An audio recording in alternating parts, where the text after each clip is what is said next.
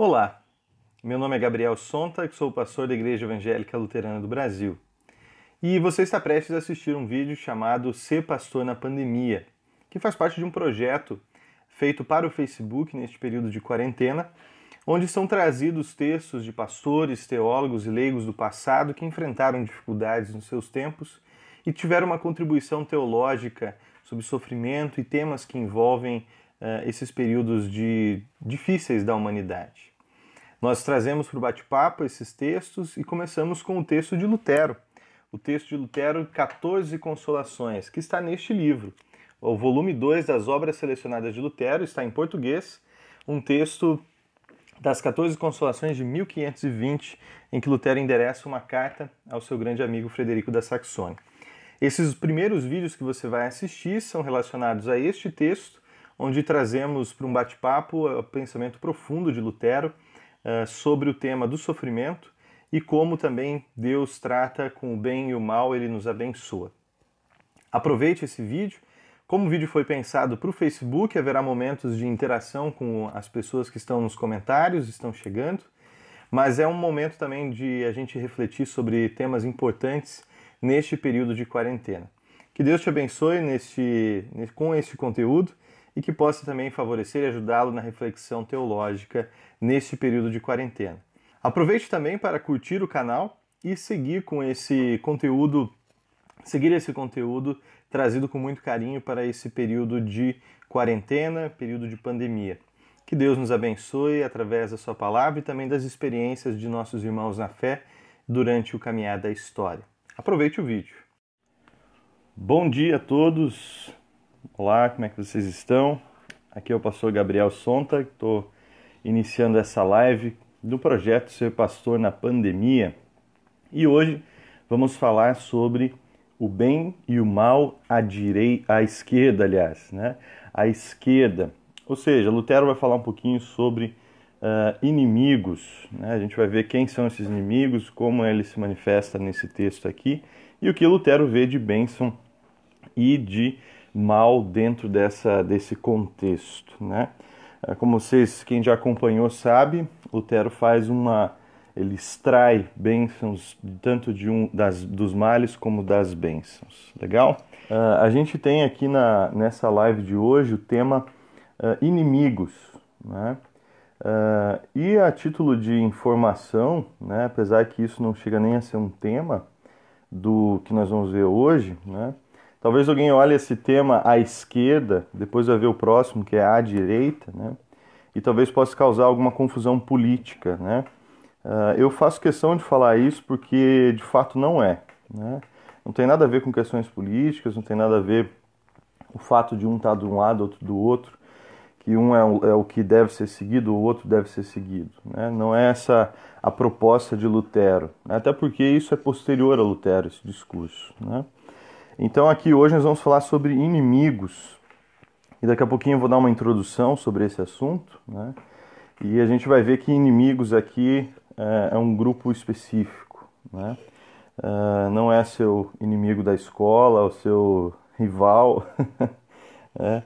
A gente vai ver que tem um contexto específico que Lutero quer apontar aqui, né? Vamos dar início a esse momento da live, e eu gosto de começar tudo com uma oração. Nós falamos com Deus em oração. Gracioso Deus e misericordioso Pai, nós te louvamos por mais uma vez nos dar a oportunidade de podermos conversar, ter um bate-papo sobre um assunto tão interessante e tão próprio para a nossa época, para o tempo que nós vivemos. Ajuda-nos, Senhor, para encontrarmos consolo nesse texto de Lutero e que possamos, Senhor, guiados por Teu Espírito Santo, ver nesse texto também força para a nossa caminhada na fé. Abençoa cada um de nós, abençoa as pessoas que estão sofrendo de diversas maneiras por causa desta pandemia, os enfermos, aqueles que sofrem por questões econômicas, aqueles que sofrem por problemas na restrição social, e que possamos, Senhor, guiados por Tua mão, encontrar a saída deste período que nos aflige. E durante este período consola o nosso coração. Amém. Bem-vindos, né? Nosso bate-papo de hoje, ele fala sobre o bem e o mal à esquerda, né? No início da live eu falei um pouquinho que isso não tem nada de questões políticas, então quem entrou com essa intenção política, ou às vezes sentiu que talvez isso seria parte do tema, não tem nada a ver. O que nós temos hoje aqui é que esse mal e esse bem que Lutero vai expor, ele vai falar de inimigos. Lutero vai falar sobre os inimigos nossos e que esses inimigos nossos, eles são também inimigos de Deus, né? O que é isso, né?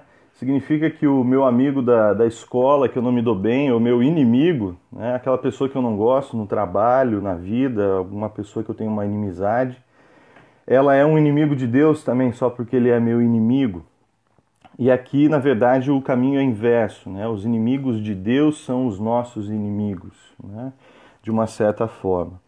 Então, acho que um primeiro ponto para a gente entender o que vai ser dito hoje é entender quem são esses inimigos, né? Que Lutero se refere e como depois nós vamos ver como a gente se porta diante desses inimigos, né? Basicamente, a gente poderia dizer que os inimigos que Lutero está pontuando aqui são aqueles que são ímpios, ou seja, aqueles que não são parte do povo de Deus, né? Aqueles que, aqui num cenário mais coletivo, né, estes ímpios eles vão nos trazer as tentações do mundo, né? Lembrando aqueles três inimigos que Lutero pontua muito, né? Os nossos inimigos são o diabo, o mundo e a nossa própria carne, né? A nossa própria carne e o diabo já foram tratados nas outras consolações, e agora vem o mundo, né? E o mundo é esse grupo de inimigos, ou seja, aqueles que querem desviar-nos do caminho, aqueles também que afligem a igreja e tudo mais, né? Então esses inimigos eles estão em pauta aqui, né? Também junto disso está uma reflexão, né, que eu acho que Lutero faz de uma forma bem inteligente. Ele reflete sobre quem é amaldiçoado, ou quem é de fato sofredor, essa é uma pergunta que ele vai mostrar, e quem de fato é abençoado, né? E aí a gente vai ver que essas duas perguntas elas vão ter respostas diferentes numa perspectiva do mundo e numa perspectiva daqueles que pertencem a Cristo, né? Por exemplo, né, para a gente já começar a clarear um pouco esse diálogo de hoje, né? Quem é o abençoado numa perspectiva do mundo, né, é aquele que colhe as coisas que aparentemente são melhores do mundo. Riquezas, bens, saúde, né? Todas essas coisas que são, aos nossos olhos, bens, né? Coisas boas, aos olhos do mundo como um todo, né? Então a gente tem esse cenário dentro da realidade do mundo. E se essas são as coisas boas para o mundo, né, as coisas ruins para o mundo é o contrário. A pobreza, a miséria, a doença, né? Então isso é bênção e maldição, de uma certa forma, né? Agora, quanto à perspectiva daqueles que pertencem a Cristo, isso não é uma coisa tão definida como é ali, mas o cristão ele vê no sofrimento a presença de Deus. Às vezes ele vai chegar a dizer, e Lutero está fazendo esse exercício conosco todo esse tempo, né? Lutero vai chegar a dizer que o sofrimento é uma bênção, né? Ele vai chegar a dizer que os sofrimentos que nós sofremos, eles se tornam bênçãos porque nós merecemos muito mais, né? A gente vai ter então bênçãos mesmo em meio àquilo que não parece bênção. E aí é uma teologia bem da cruz, né? Uma teologia da cruz de Lutero, ou seja, a ação misericordiosa de Deus, o amor de Deus é expresso num lugar que nós não esperávamos, a cruz, né? Então esse é o cenário, duas perspectivas de mundo que parece que estão aqui. De um lado você tem a perspectiva do mundo, né? E você tem do outro lado a perspectiva divina. E Lutero vai olhar para a perspectiva do mundo a partir dessa perspectiva de uma vida com Deus, né? De uma realidade de salvação. Então esse é o nosso debate hoje, né? Então a pergunta quem é abençoado e quem é amaldiçoado é uma pergunta que vai aparecer hoje, tá? Uma resposta aparece disso aí. E também, né, como eu falei que os inimigos são os ímpios, e a gente vai ver um pouco disso, né? Também é interessante ter em mente talvez o texto de Efésios 6:12, né? Porque a nossa luta não é contra o sangue e a carne, mas contra os principados e as potestades, contra os dominadores deste mundo tenebroso, contra as forças espirituais do mal nas regiões celestiais, né?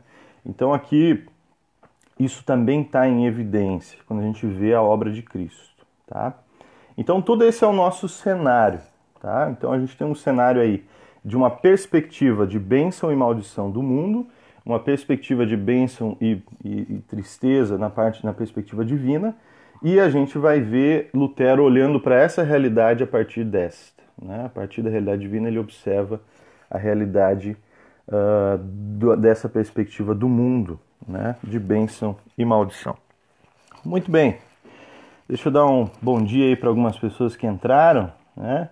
Deixa eu subir aqui, o pastor René Guem, lá de Ijuí, terra da minha família, lá da minha mãe, né? Um abraço para vocês.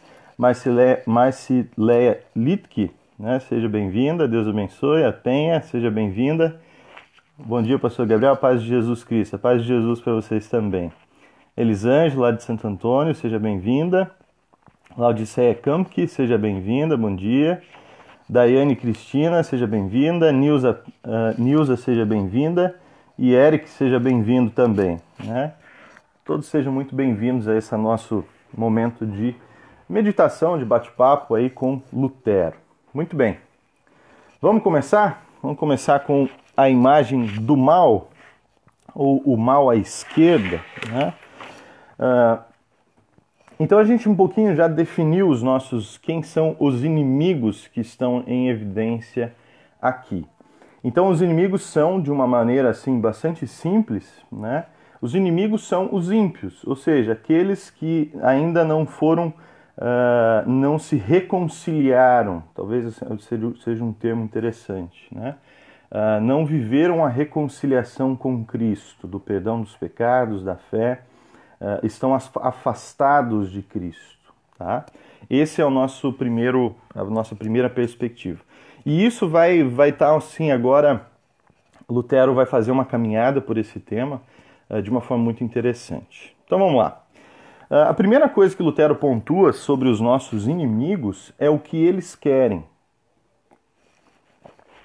E Lutero fala, já no início, né,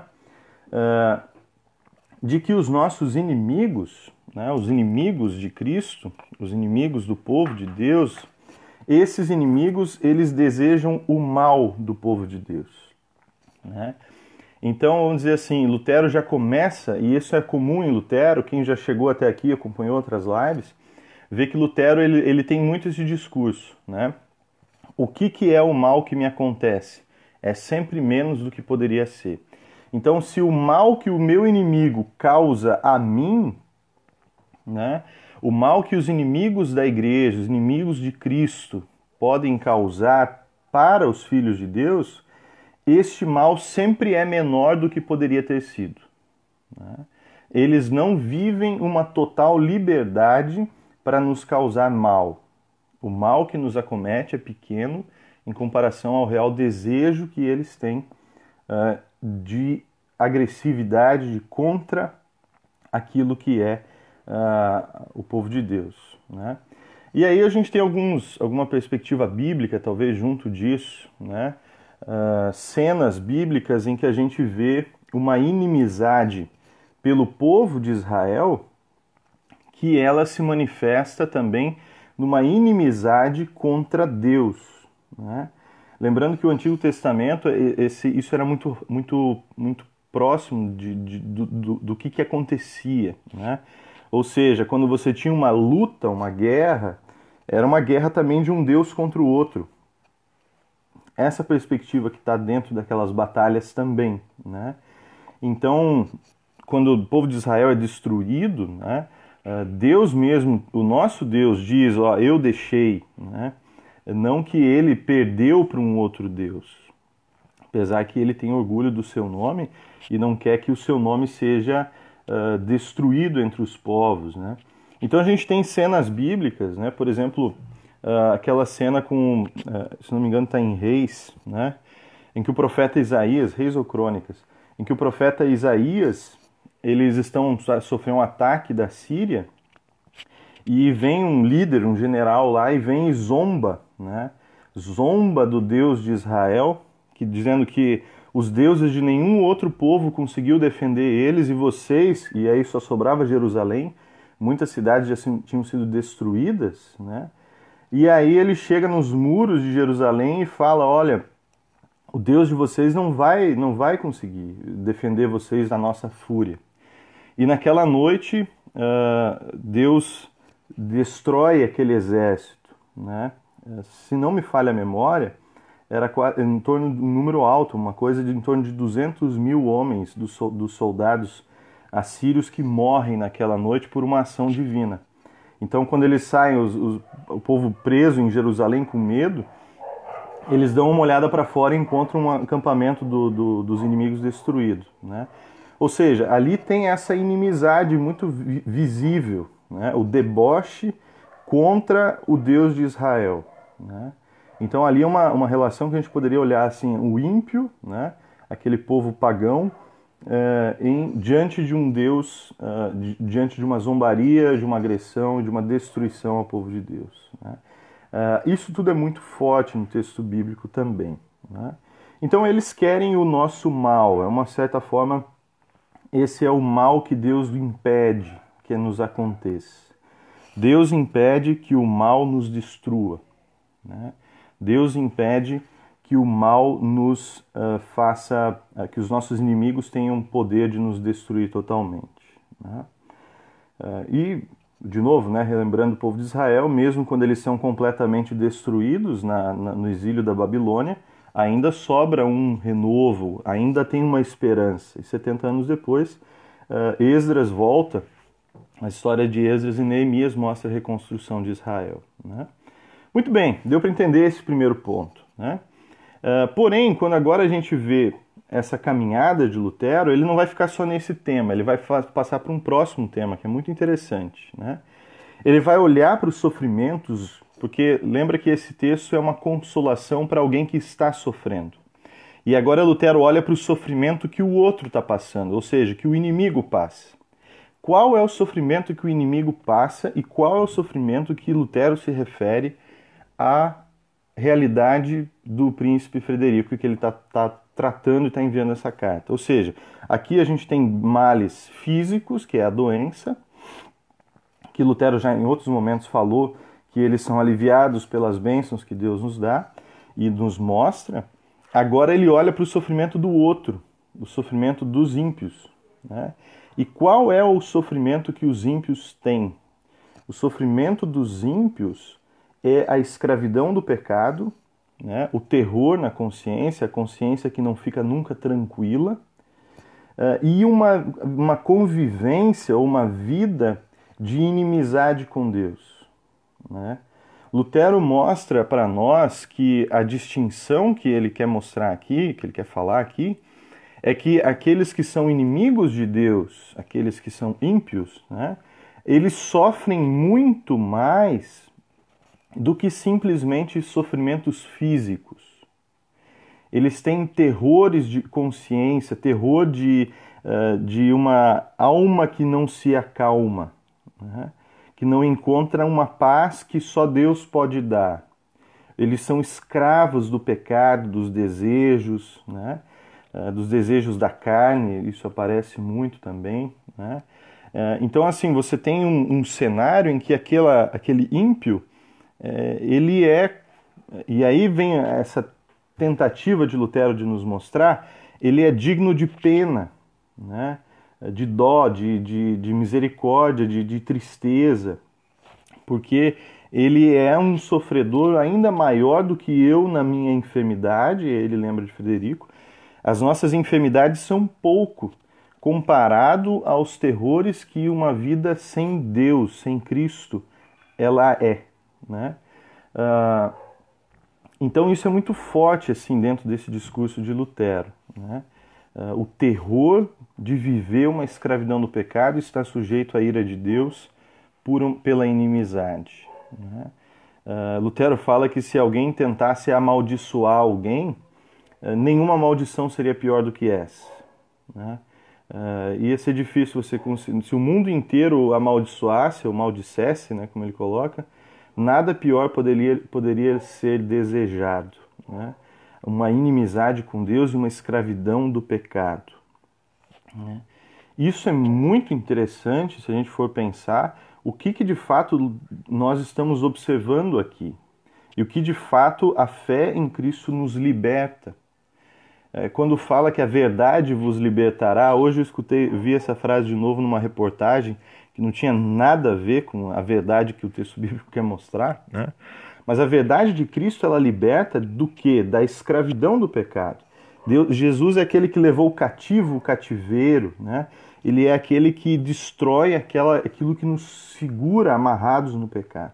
Agora nós somos livres, uma liberdade para servir, mas nós somos libertos de uma consciência, de uma escravidão, e tamanho poder o consolo da salvação em Cristo nos traz, né? Então a obra de Cristo ela é poderosíssima em nos libertar de um mal que para muitos cristãos nunca foi vivido de uma forma total. Apesar das dúvidas, dificuldades e das provações da nossa fé, né, não é tão profundo quanto o sofrimento de uma vida sem Cristo, né? O quanto essa vida sem Cristo pode chegar, né? Esse terror de consciência, que às vezes, depois a gente vai ver um pouco disso nos bens, né? Às vezes isso não parece evidente, esse sofrimento não parece evidente no ímpio, né? Não parece evidente naquele que não vive uma vida com Cristo, né? Muito bem. Então a gente tem aí já 2 pontos, né? Primeiro, o sofrimento que os inimigos de Cristo querem causar ao povo de Cristo. E Jesus deixou isso muito claro quando ele fala das perseguições, eu já vou entrar nesse assunto também. E Lutero analisa já de cara qual é o sofrimento que está sobre eles. Por mais que não esteja um sofrimento físico ou um outro tipo de sofrimento, mas eles têm um sofrimento muito grande. A escravidão do pecado, o terror de uma consciência sem Cristo, uma alma que vive em turbulência. E aí ele lembra um texto de Isaías, né? Para o ímpio não há paz, né? Dentro disso, né, a gente vai entrar no próximo tema agora. Deixa eu dar um bom dia aí para alguns que entraram. Márcio Nuremberg, lá do Rio Grande do Sul, querido colega, pastor, Deus abençoe. Pastor Rangel Breda, lá de Imbituva, seja bem-vindo. Sérgio Fris, lá do Paraguai, né? Seja bem-vindo também. William Evaldo, querido colega, padrinho de casamento, né? Querido amigo, um forte abraço para você também. E o Stanley, que está fazendo estágio lá, pertinho dos meus pais, em Santo Ângelo, né? Seja bem-vindo também. Nós temos aí, então, esse bate-papo sobre inimigos, né? E agora a gente entra, então, um pouco mais na obra de Cristo, agora junto com todo esse apanhado até aqui. Lutero vai citar o texto de Filipenses 2. Filipenses 2 é um texto interessante, né, de Lutero citar aqui, que ele vai falar sobre agora a posição, como Cristo se posicionou diante dos inimigos. E aí vem uma realidade que nós precisamos ter em mente, tá? Nós todos nascemos e somos, por natureza, inimigos de Cristo, né? Todos nós somos inimigos de Cristo, porque nascemos sem a fé salvadora. Isso é parte da teologia luterana. Ou seja, nós nascemos em pecado, né? Depravados e merecedores do inferno, como isso apareceu nas outras imagens, né? Então a gente tem esse merecimento da condenação por natureza. Somos naturalmente inimigos e cegos, né? Nós não vemos Cristo como aquele que nos salva. Nós vemos ele como nosso inimigo, naturalmente, né? Lutero fala que nós olhamos Deus à distância e nós vemos um ser poderoso e que tem poder de nos destruir, e nós temos medo, né? Temos uma inimizade, mas só vamos entender o que ele pensa sobre mim quando eu falo com ele através da palavra, né? Então, num primeiro momento, é importante lembrar, apesar que a gente falou aqui de ímpios e cristãos, a gente está falando também de uma realidade de toda a humanidade com Cristo, né? Nós somos, por natureza, inimigos de Deus. E como Deus tratou seus inimigos? Como Jesus tratou seus inimigos? Ele enviou Cristo, que se esvaziou, e aí o Filipenses 2, se esvaziou de sua natureza, se esvaziou de tudo aquilo que ele é, de todos os seus bens eternos, e ele, por se esvaziar, ele agora sofre os males da natureza humana, como se ele assumisse a forma de servo, a forma de criatura. Então, isso é interessante da gente observar. Como Cristo agiu contra os seus inimigos? Ele os salva. Ele vai ao encontro dos inimigos por uma profunda misericórdia, por uma profunda compaixão. Ele vê a realidade nossa de ser humano e ele desce até a nossa realidade para nos trazer salvação, né? E ele derrota os nossos inimigos, que de uma certa maneira eles estão tão unidos conosco, né, que eles até mesmo parecem nossos aliados de uma certa perspectiva, que é o pecado, a morte e o inferno. Ou seja, isso está tão encarregado dentro da nossa realidade de pecado, morte e inferno, né, que Cristo mergulha nesse lugar onde nós estamos mergulhados e ele nos retira dali, né? Então, mas Cristo, para ele tirar nós desse fosso, desse lamaçal, como tem um salmo diz, ele se enlameia junto, né? Ele se suja junto, né? Uma sujeira que não é dele, não pertence a ele, mas ele no manuseio, na busca, no abraço, na tentativa de salvação e na conquista da salvação, ele vive essa realidade. Ou seja, Cristo ele vai para o meio dos inimigos como se fosse um inimigo junto, né? E ao mesmo tempo como se ele fosse um esquecido inimigo de Deus. O texto de Isaías 53 fala disso, né? Ele parece que ele tem uma inimizade com Deus, porque Jesus na cruz parece que ele está sendo amaldiçoado por Deus. E aí, Cristo é salvação, né? Então, esse mergulho que tem aqui de Cristo na nossa realidade mostra a atitude divina diante dos seus inimigos, né? Diante da humanidade que se tornou inimiga de Deus, né? Ele vai ao encontro para trazer perdão, vida e salvação, né? Esse é o caminho que acontece aqui. Eu anotei aqui para mim uma citação desse livro aqui, na página 92, que fala um pouquinho de como agora nós nos posicionamos junto com essa imagem que Cristo nos dá. Nós também alcançamos os ímpios. E agora vai fazer o próximo passo, que é como nós vamos olhar. Não como agentes do mal à sua esquerda, como eles se apresentam a nós, mas como agentes do bem à sua direita, né?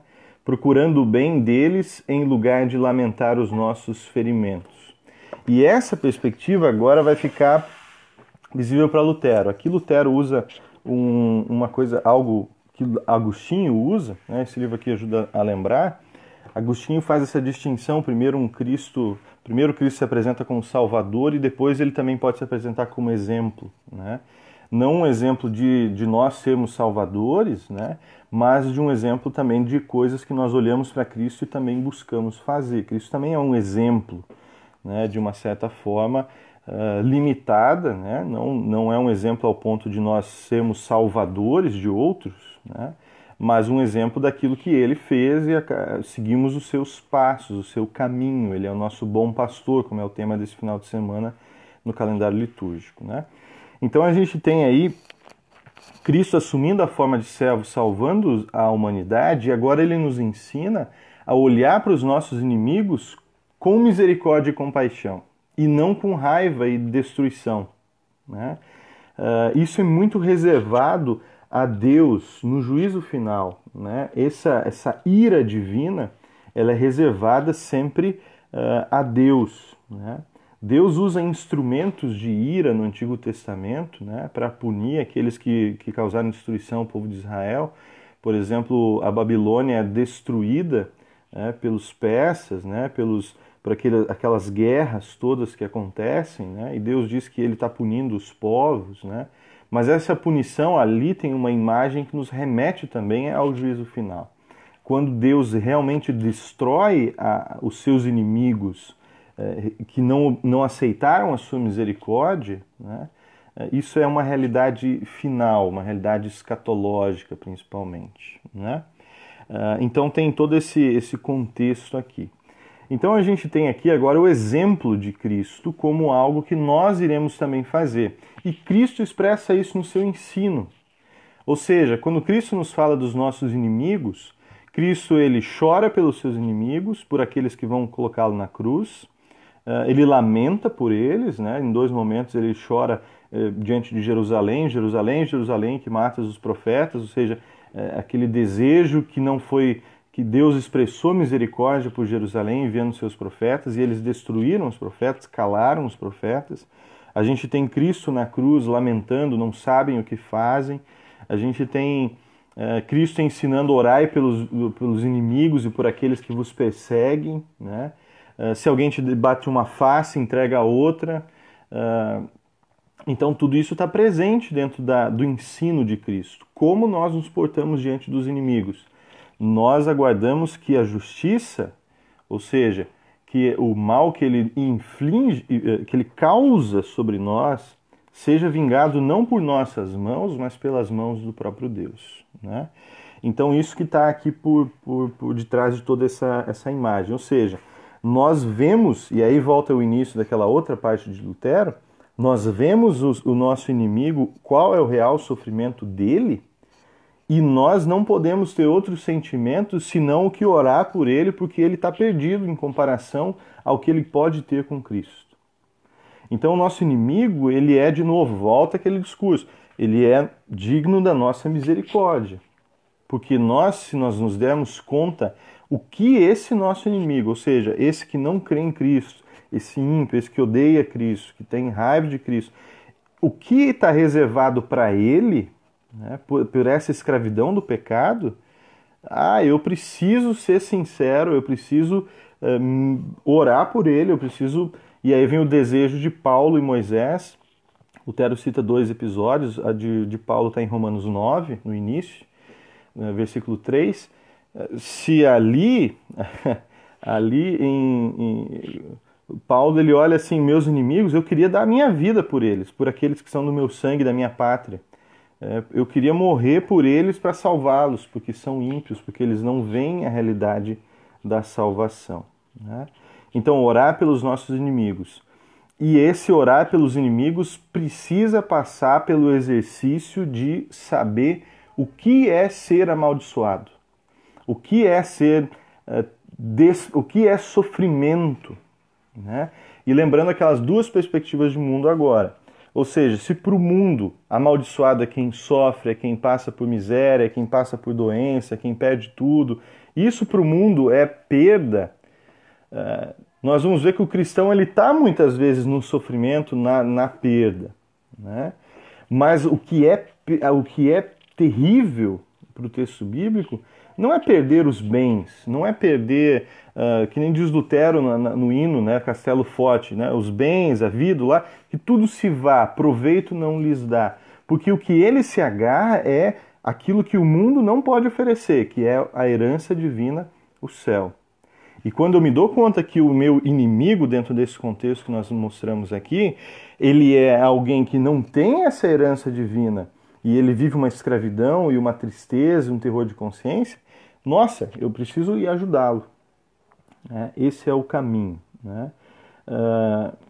Lutero usa o exemplo de que você vê uma pessoa doente, uma pessoa enferma, ele cita provavelmente mendigos, né, da realidade dele, era muito comum.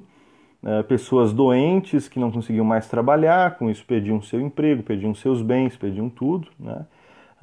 E se tornavam pediam esmolas, né?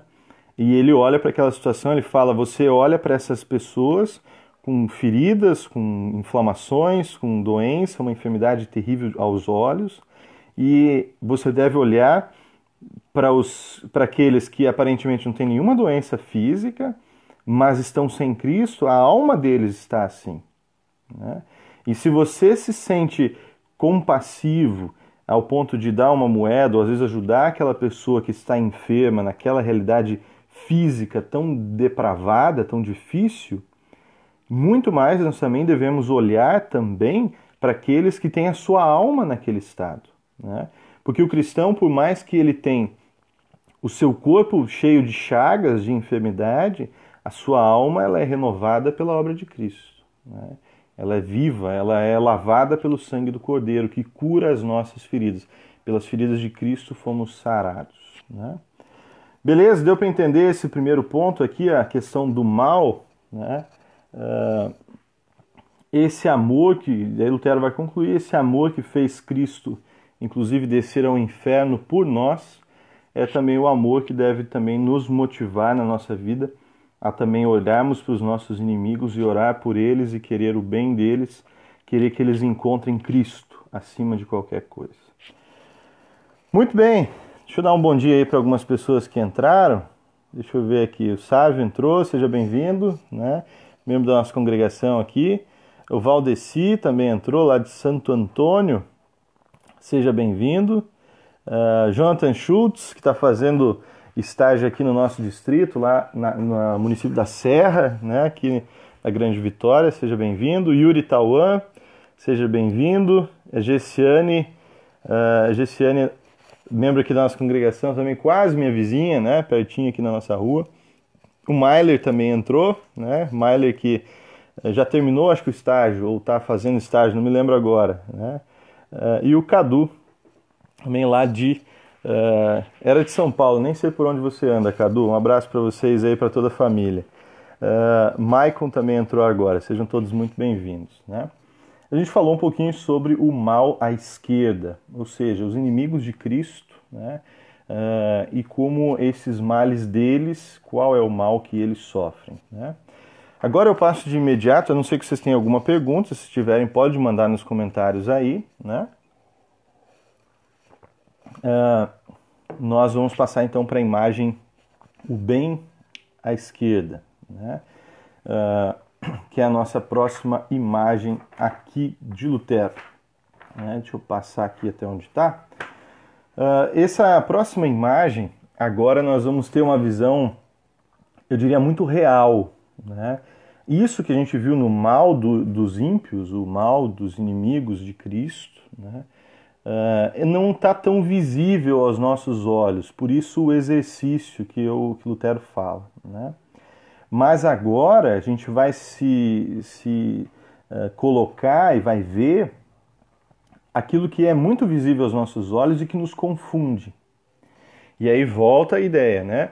As duas perspectivas de mundo. Qual é a perspectiva do mundo em si, sobre ser abençoado, ser amaldiçoado, e o que é a perspectiva divina sobre ser abençoado e não ser abençoado. Aqui agora vai entrar aquilo que o Salmo 73, se vocês quiserem ler depois dessa live com calma, o Salmo 73, você vai talvez sentir na pele o que Lutero está querendo dizer aqui. Por quê? Porque você vai sentir o que o salmista coloca é um sentimento muito comum para todos nós, né? É o sentimento de olhar para as pessoas e aí os ímpios, e a imagem que está diante dos nossos olhos é que eles só têm bênçãos, eles só têm coisas boas, a prosperidade dos ímpios, né? E ela nos assusta, porque na nossa cabeça humana e limitada, nós achamos que essas bênçãos terrenas, esses bens, literalmente, né, eles são sinais de graça divina, né? E a gente fica preocupado, às vezes, de pensar, puxa vida, né? E aí bem humano mesmo, né? Puxa vida, eu me esforço tanto, eu sofro tanto, sou cristão, eu vivo minha vida cheio de desafios, né? Eu vivo hoje em dia num mundo que não é mais um mundo que acolhe o cristão, como já foi uma vez, né? Um mundo que a perseguição cristã está cada vez maior, né? Eu vou falar um pouquinho sobre isso também. Então, assim, eu vivo nesse mundo sofrendo tanto perrengue na fé e parece que eu não sou recompensado. Esse é o sentimento. É um sentimento muito egoísta, né? É um sentimento difícil, mas ele é real. Eu olho para o ímpio e eu vejo ele cheio de coisa. Eu vejo ele rico, eu vejo ele com as coisas que parecem ser as coisas do mundo, que causam aí desejo. Eu vejo o ímpio sendo elogiado, eu vejo o ímpio sendo valorizado na sociedade, eu vejo o ímpio crescendo nas suas coisas, às vezes ele cresce de uma forma corrupta e ninguém derruba ele, ninguém pega ele, e eu fico naquela raiva, né, aquela inveja, né, que é um sentimento humano, né, muito difícil. E é esse sentimento que Lutero vai trabalhar na imagem boa, a prosperidade e abundância de bens dos ímpios, né? E é justamente esse o primeiro ponto, né? Abundância de bens. Aquele que é bom, né? Aquele que é filho de Deus, aquele que é crente, aquele que vive a fé, não vê tantas bênçãos materiais como aqueles que não têm a presença de Deus e a caminhada com Deus, né? Salmo 73, escancarado, né? Só que aqui, Lutero vai fazer o exercício de comparação. E Lutero, ele vai nos mostrar, primeiro, o que nós estamos sendo abençoados mesmo em meio a sofrimentos. E se antes nós olhávamos na imagem ruim para o mal e o sofrimento dos maus, sendo a escravidão do pecado e o terror de consciência, agora nós vamos olhar para os nossos males físicos, e aí de novo, lembra que Frederico é o endereçado desse texto, e nós vemos que por mais que passemos por males físicos, males difíceis da nossa vida, dos nossos bens, da nossa saúde, enfim, nós temos a bênção da consciência tranquila, a paz com Deus em meio à tribulação. Nós temos as bênçãos invisíveis, que Lutero vai dizer, que são bênçãos espirituais. Ou seja, os bens eternos, né? Não esses bens efêmeros, esses bens que se acabam, né? Essas coisas que não duram um dia, não duram uma vida, né? Bens, uma hora você tem, outra hora você não tem, e mesmo que tenha muito, no momento da morte você não leva nada, né? Agora, o que você leva de uma bênção e de uma herança, desde agora para todos sempre, é as promessas de Deus, né? Então, em primeiro lugar, agora vamos olhar de novo, ele tem bens lá, eu não tenho tantos bens aqui, ou eu sofro desse lado, eu não enxergo o sofrimento do outro. Mas, na verdade, o cristão, aquele que tem Cristo, ele tem bênçãos que o outro não tem dinheiro nem para comprar. Que é a paz de consciência, o perdão dos pecados e a vida eterna que ele ganha de presente de Deus. Cristo se fez pobre para que nós fôssemos ricos, né? Ricos em quê? Em ter um carro zero na garagem? Não. Ricos em bênçãos eternas. Ricos em coisas que nos levam para além desta vida. Ricos em coisas que nos levam a uma percepção da vida já agora, né? Uma percepção do que realmente é importante agora. Então a gente tem toda essa realidade bíblica visível aqui, né? Nós temos as bênçãos que Deus chama de bênçãos. E se você quiser já ver essas bênçãos, e eu vou falar um pouquinho agora, tem o texto de Eclesiastes que nos ajuda muito, né? Que ele vê a vaidade das vaidades, tudo é vaidade, e aí ele diz o que é bom. Bom mesmo é viver daquilo que eu recebi, eu ter a minha comida, beber gostosamente meu vinho, ele diz ali, e também viver a minha vida com a minha família, com a esposa que eu amo, com os filhos que Deus me deu. Então assim é a realidade daquilo que Deus nos ajuda a enxergar o que é bom, né? E aí vai vir o texto de Mateus 6, e é a ansiosa solicitude pela vida, um texto, título antigo. Tem também o título As Ansiedades, ou a Ansiedade, né? É um texto que Jesus fala dos lírios do campo e dos passarinhos, né? Primeira coisa que ele vai dizer é a comparação. Lutero vai fazer essa ponte. Depois eu vou fazer uma ponte minha. A primeira ponte que Lutero faz é a seguinte: se Deus abençoa os lírios do campo e os passarinhos, não vai abençoar vocês, homens de pequena fé? E aí ele cita Jesus. Ou seja, se você vê um ímpio recebendo tantas bênçãos e tantos bens, Deus faz chover sobre bons e maus, você vê o ímpio recebendo isso, quanto mais você imagina que Deus tem para te oferecer, né? Se você acha que ter uma Ferrari e comprar uma mansão é ser rico, você não sabe ainda o valor que é ser perdoado e ser filho de Deus e ter a promessa eterna, né? Então esse é o ponto, a comparação. Se Deus abençoa os passarinhos, se Deus abençoa os lírios do campo, se Deus abençoa o ímpio, né, muito mais ele tem a oferecer para aqueles que são seus filhos em Cristo, né? Esse é o ponto de comparação. A segunda coisa que ajuda a gente a entender, né, é que essa perspectiva dos bens, ela também é uma perspectiva de segurança, né? Ou seja, Deus, aquele que tem os bens, ele não precisa se preocupar com as coisas. E ele é adornado de uma grande beleza. E isso é a ideia do mundo, que é ser abençoado. O texto dos lírios do campo e dos passarinhos nos fazem observar duas realidades. A dos passarinhos nos lembra que o passarinho ele não constrói despensas, ele não planta e colhe, mas ele tem alimento todos os dias. Deus alimenta e provê o seu povo, né? As nossas necessidades não são básicas e estruturais da nossa vida, não são esquecidas por Deus. Deus observa a nossa vida. Deus abençoa a nossa vida, dando aquilo que é o necessário para ela ser mantida, né? E aí tem inúmeras histórias que a gente pode lembrar. E uma segunda coisa que eu gosto de lembrar dos lírios, os lírios têm beleza que Salomão não poderia comprar, e Salomão era muito rico.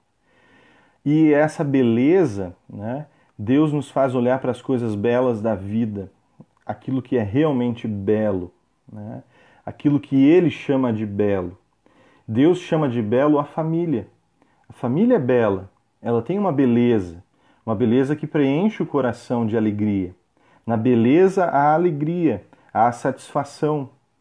Então, quando Eclesiastes diz para você viver a sua vida aproveitando os bens que você tem, ou seja, comer bem a sua comida, agradecer a Deus pela sua comida, você agradecer e viver com a mulher que Deus te deu, isso é um momento em que Deus lhe enche a sua vida de beleza, né? Belo não é ter 10 mulheres ou 10 companheiros, 10 homens.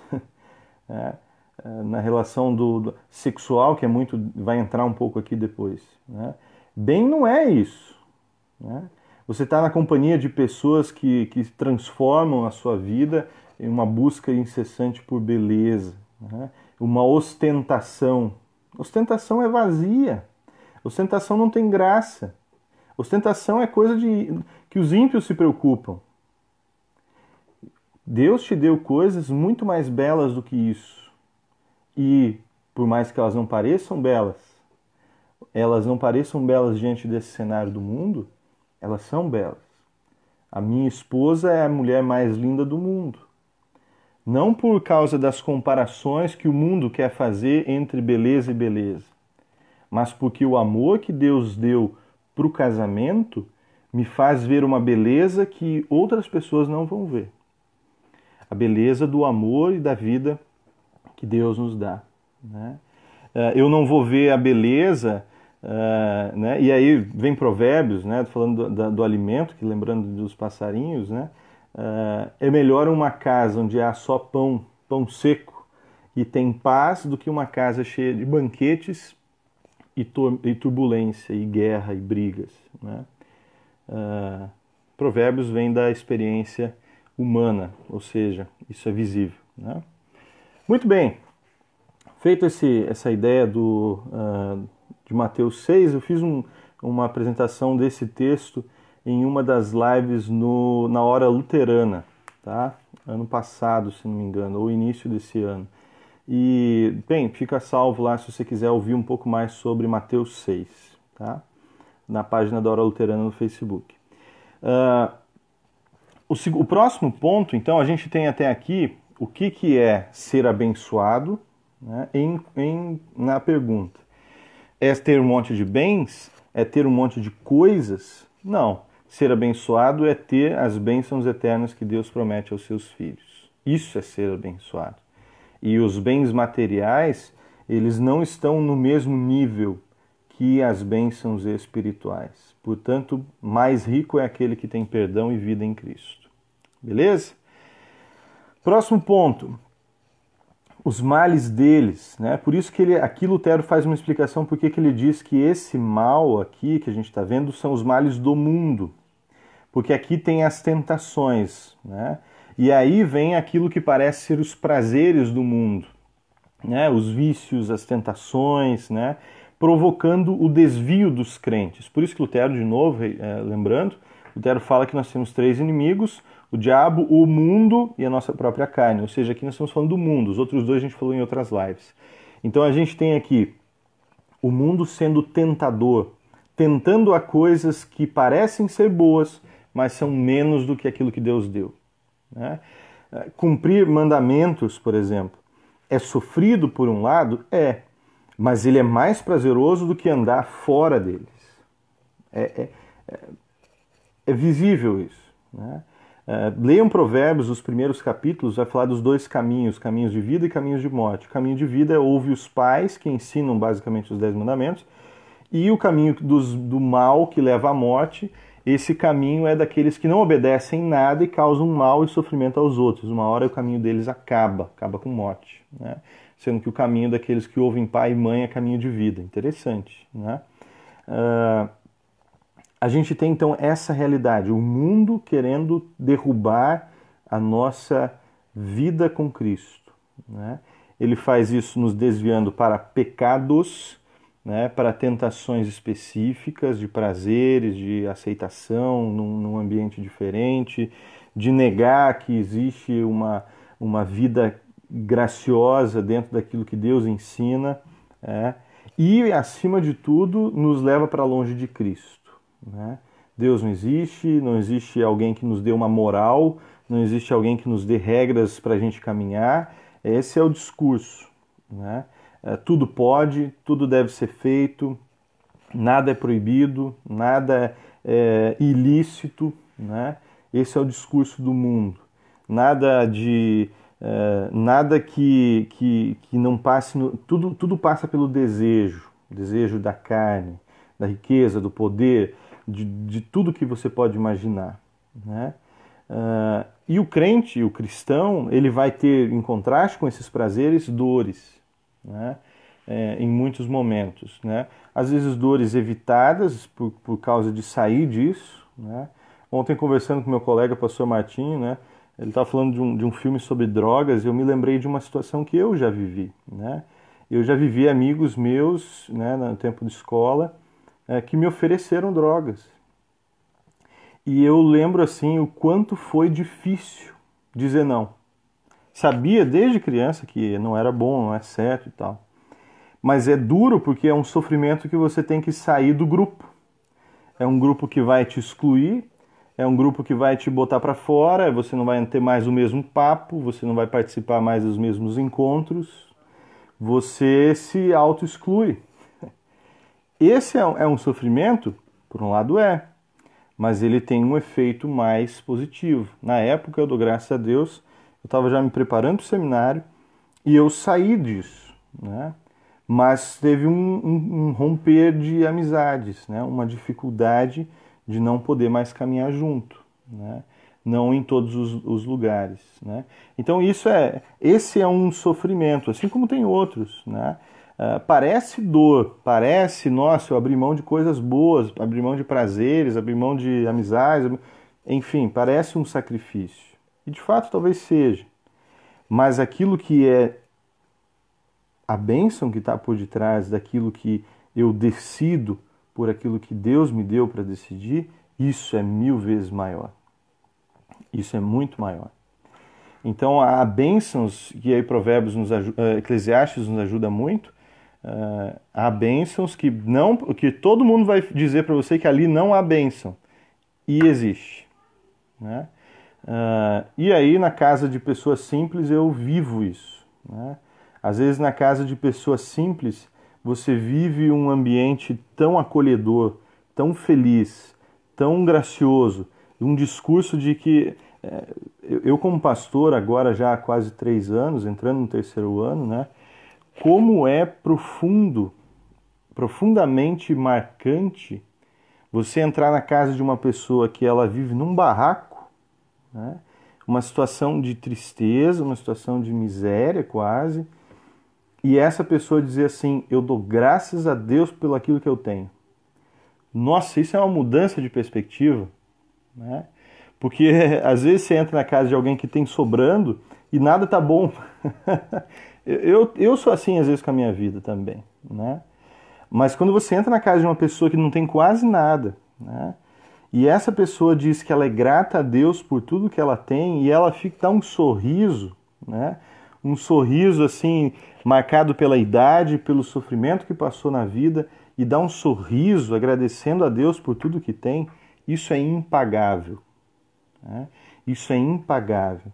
A alegria que está no coração dos filhos de Deus com aquilo que eles receberam e como eles valorizam aquilo que Deus lhes deu.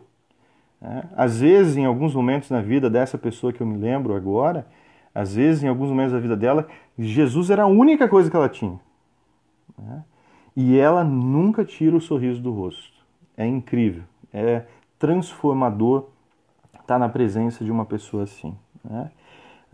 Portanto, o mundo não tem prazer maior do que o prazer de alguém que está numa situação tão extrema e consegue ainda ser grata e feliz, né? Como eu digo, eu gosto de dizer, já disse em outras lives, né, você entrar no céu pecador, você acha o céu ruim, né? Você ter todos os prazeres deste mundo, todas as necessidades saciadas, você vai achar ainda que não é bom ainda. Eu vou enjoar, né? O céu enjoa. Eu tenho uma série que eu recomendo assistir pela reflexão que ela faz, apesar que ela tem uma mistura de perspectivas. É The Good Place, está no Netflix, e ela fala de um enjoar do céu. Isso é fantástico para essa reflexão, porque as pessoas não deixam de ser quem são, né? Então, eu cresço nisso. Falando da perseguição agora, para a gente rumar para o final, né?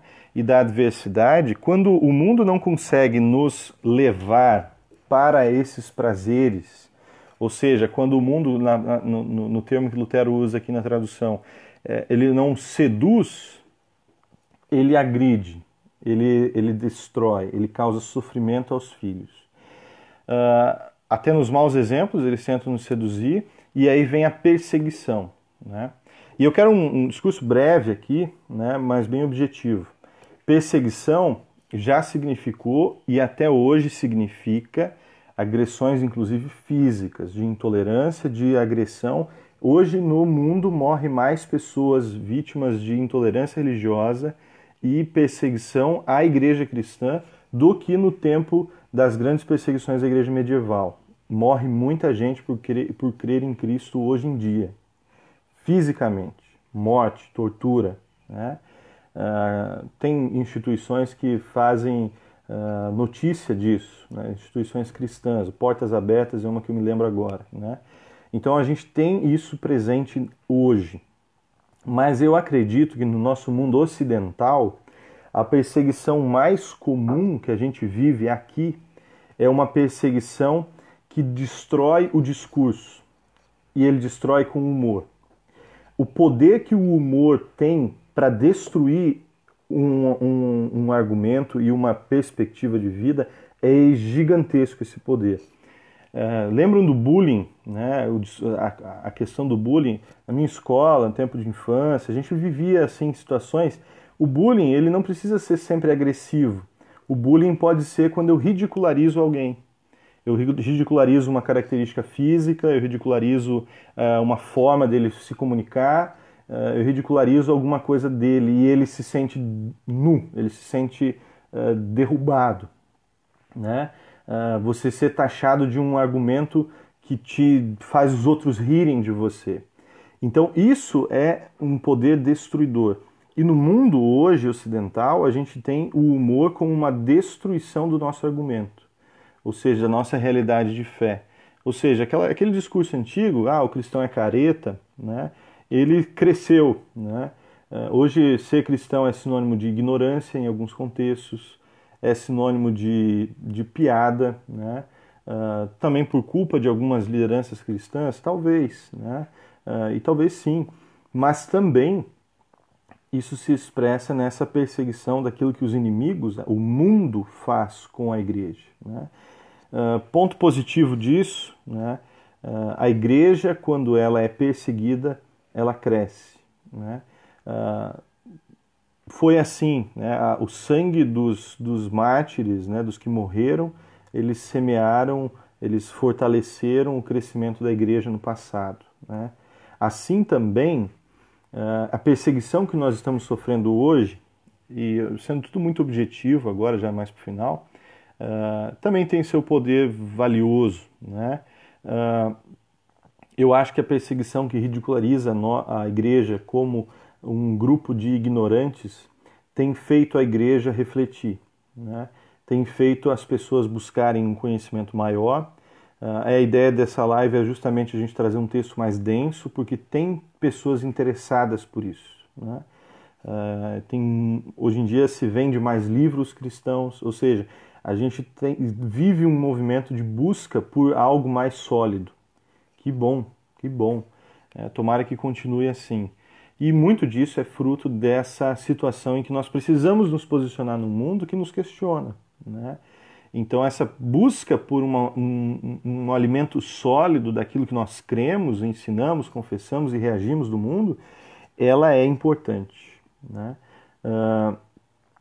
A igreja hoje ainda sofre perseguição. E Lutero aponta isso também de diversas formas. Lutero foi perseguido pela igreja dele na época, por isso a reforma luterana tomou outros rumos, se tornou não uma reforma, mas uma cisão, né? E isso tem também seu lado positivo dentro do contexto histórico, né? Mas a igreja é perseguida e a perseguição acaba por fortalecer a igreja. Quando a igreja se escondia nas catacumbas, né, e fazia suas reuniões secretas, né, elas oravam uns pelos outros, se ajudavam, o amor uns pelos outros para fortalecer. A igreja em Jerusalém sofria perseguição, sofreu por problemas econômicos. A igreja da Ásia mandava ofertas, isso está lá em Coríntios, né? A igreja da Ásia Menor mandava ofertas para que eles pudessem sobreviver. A gente vive o amor entre os perseguidos, né? E a gente vive uma busca pelo nosso Deus em meio à perseguição. Bênção sobre bênção, né? Por fim, né, para os crentes são mais úteis aqueles que mais os prejudicam, desde que sejam suportados corretamente, né? Sofrer a perseguição para o cristão faz parte. Jesus disse: toma a sua cruz e siga-me, e tomar a sua cruz é ser perseguido. Se eles mataram Jesus, o que farão com seus seguidores, né? Está muito visível, muitos morreram por causa disso, né? Mas fica essa alegria e essa vida com Cristo, né? E o desejo de estender o amor e a compaixão e a misericórdia a todos que ainda não vivem isto com Cristo.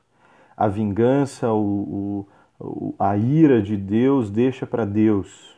Ele é o único justo, né? E Deus não tem prazer na morte do ímpio, né? Deus não tem prazer na inimizade do ímpio, porque ele desceu a esse mundo para salvá-lo. nós também não devemos ter esse prazer, né?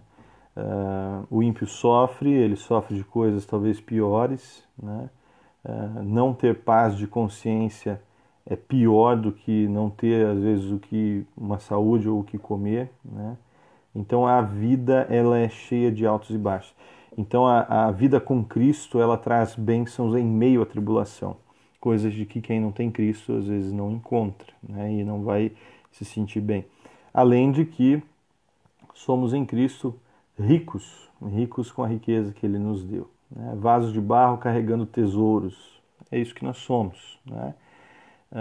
E dentro de nós há um tesouro enorme, que cada vez que a gente distribui, ele não se divide, ele se multiplica. E essa é também a nossa intenção como filhos de Deus. Beleza? Se tiverem alguma pergunta, podem mandar, né? Valeu pelo bate-papo de hoje. Nós tivemos aí um bate-papo sobre o que é ser amaldiçoado, o que é ser abençoado, né? E nós vemos que as bênçãos que Deus nos dá são gigantescas, também em comparação com aquilo das pessoas que estão ao nosso redor e que não têm Cristo, né? Lembrando que esse texto está nas obras selecionadas de Lutero, né, no volume 2, escritos em 1520, início da Reforma. Esse texto é bem no início da Reforma Luterana. Estão entre os textos mais importantes da Reforma, né? Então, os escritos dessa época. Então, vale a pena a leitura, e também, se alguém quiser adquirir esse livro, é de grande valor. A nossa próxima live, nosso próximo encontro, vai ser no sábado que vem, se nada mudar, mas a princípio sábado que vem, às 10 horas da manhã. Estou tentando manter esse horário, ele é melhor para mim e também para mais pessoas, talvez, né? Para a gente já ter mais ou menos um horário certo. O próximo texto é o bem e o mal à direita. Hoje foi à esquerda, agora é à direita. À direita, Lutero vai falar agora dos nossos irmãos na fé. E esse texto é muito bonito também. Vale a pena, os amigos, né? Agora vamos falar daqueles que estão não do outro lado, nessa questão dos inimigos, mas do nosso lado, né? E tem ali coisas belíssimas, né? Lutero vai usar exemplos dos santos, né? É interessante ver a perspectiva de Lutero, é um ponto que é diferente, né? Entre o que a Igreja Católica tinha e também o que Lutero apresenta, e a Igreja Luterana hoje crê e confessa. E também é um tema assim, importante para esse nosso tempo que nós estamos vivendo, né? Ser pastor na pandemia, né? Eu acho que esse tema de hoje, de ver a inimizade e ver o que nós somos de abençoados, né, nos faz ter a seguinte perspectiva diante do quadro que a gente está vivendo, né? Nós não vivemos a falta da bênção de Deus no meio dessa pandemia. Somos ricos, somos abençoados, somos fortalecidos por termos Deus conosco, né? Isso é de um valor inestimável. Ainda que a nossa vida se vá dentro dessa realidade da pandemia, as bênçãos eternas não perecem, né? A traça não pode roer, o ladrão não pode roubar, né? Então, ainda que falte tudo, Cristo, Ele é a nossa suficiência. Amém? Valeu, gente. Um forte abraço para vocês. Nos encontramos sábado que vem para falar sobre os irmãos na fé, os amigos, no sábado às 10 horas da manhã. Um forte abraço. Fique à vontade para compartilhar esse vídeo e também assistir os outros, se você ficou curioso para saber o que a gente já falou. Um forte abraço e Deus abençoe cada um de vocês.